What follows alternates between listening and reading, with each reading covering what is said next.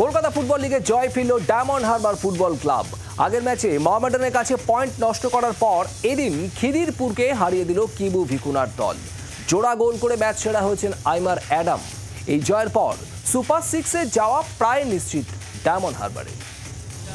কল্যাণীতে দুরন্ত জয় পেল diamond Harbour football club.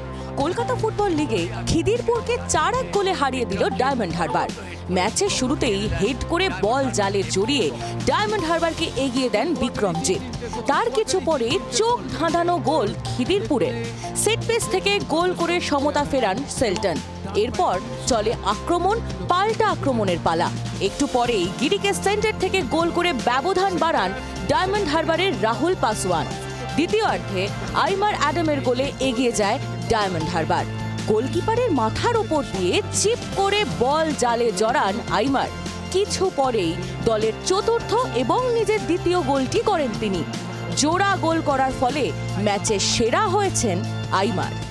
It's a very good victory as we drew the last match, so we had to make a comeback and fight for the race because our team is very strong and we are just going for the championship. So we needed the goals because it was just 2-1 and they were putting a lot of pressure. So coach told me to do a job and I came and I did it. So it's all 3 points to the team.